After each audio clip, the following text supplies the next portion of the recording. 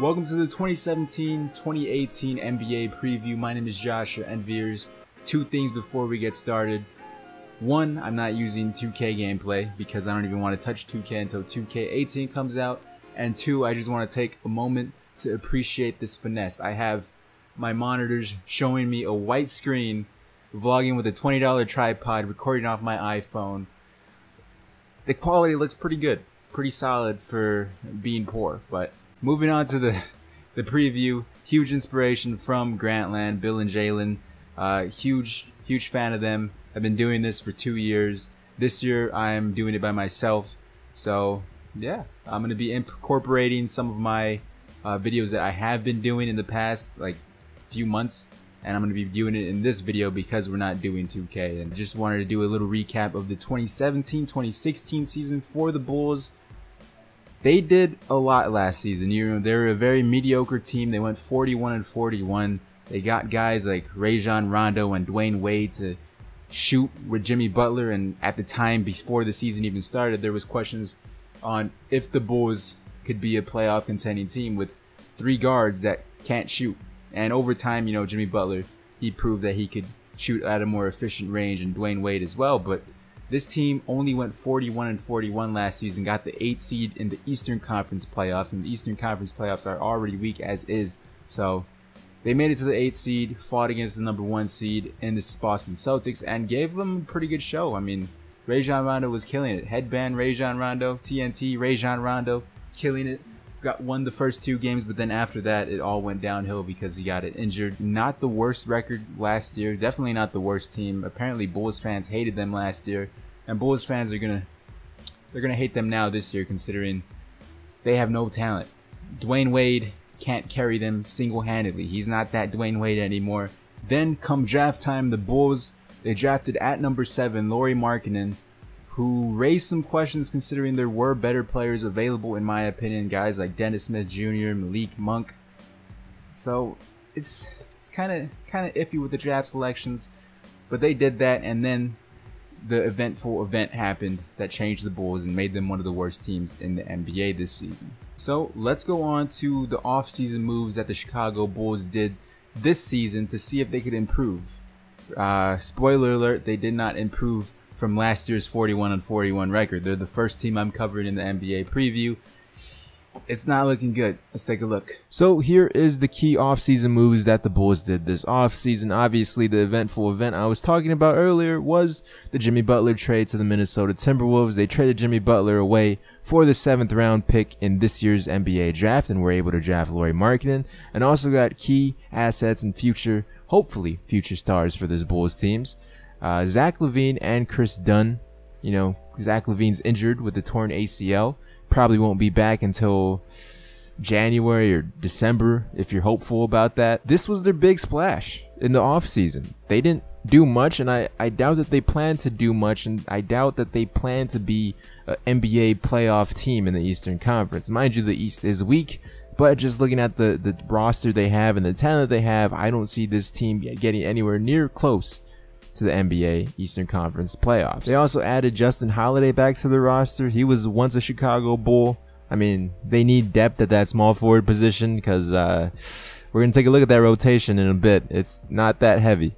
Nobody they acquired can replace Jimmy Butler right now, at least. We'll have to see what happens with Chris Dunn and Zach LaVine. But besides losing Butler, they also lost another key player in Rondo. Apparently, he's a hard player to coach, but he's also a very solid point guard, even though if he does stat pad. Other than that, there's really nobody else worth mentioning. Nikola Mirotic is a restricted free agent right now. Who knows if he's going to be signing back with the Bulls as I make this video.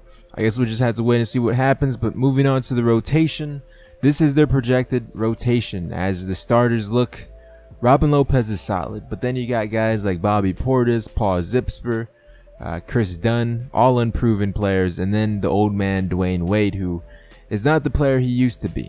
Maybe if this was a few years ago with primetime Dwayne Wade, this team would be higher than 30. I wouldn't project this team to be the worst team in the NBA, and it kind of sucks that this team might just be the worst team in the NBA record-wise. They might be the last year's Brooklyn Nets with only winning 20 games. I mean, last year they won 41. They kind of struggled with that. This year, they're going to be struggling winning at least 20. So my projection is 20 wins. That bench doesn't look the nicest. I mean, I have Zach LaVine as the backup shooting guard because he's injured. If he even plays this season, hopefully he plays this season. Then you also have guys like Felicio, Marketing, Valentine, and Grant. A young team. You can tell what they're trying to do. They're trying to rebuild now that Jimmy Butler's gone, and who knows if they're going to try to trade Dwayne Wade this season or just let him walk. So the rotation looks kind of iffy for the Chicago Bulls. This is a bottom seed in the Eastern Conference. If you just look at that roster, you know, Zach LaVine's hurt, Chris Dunn is unproven, Dwayne Wade's old. This team isn't going to do much. So the big question here, will Zach LaVine return in time to make this team not as bad as I project them to be and not as bad as many others people project them to be? And can Dwayne Wade stay healthy and play a full year? I mean, that's kind of rare to see. I mean, if we just take a look at last year he played a total of 60 games. Dwayne Wade has never played a full 82 game season in his life. But on the plus side, since I do have them as the worst team this upcoming season, there's a strong possibility that they get the first overall pick. And right now, the projected first overall pick is Michael Porter Jr. Michael Porter Jr. at 100% healthy Zach LaVine. That's a nice combo right there. And already you're looking better for next year. So whether it's injury or just a whole lot of rest, there's incentive for Dwayne Wade not to play games. And it kind of sucks to see Dwayne Wade in this situation, but he took it upon himself to leave Miami, signed for more money with the Chicago Bulls, and now a year after he signed, the Chicago Bulls aren't looking so hot. Probably should have stayed in Miami.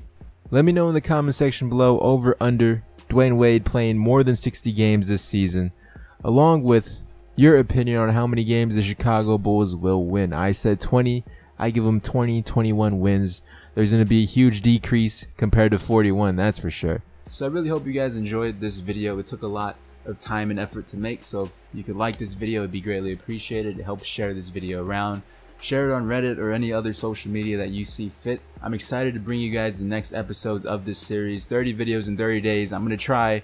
I'm not the best with uploading daily anymore because these videos take a long time to make, man. I don't think people understand. Before you leave though, be sure to check out any of these other videos on screen. Follow me on Twitter at Enviers if you want to chat about the NBA preview or anything else. As we progress through the NBA preview, these end screens should have other episodes from prior, so you guys could just click them out, and I'll also have a playlist in the description as well.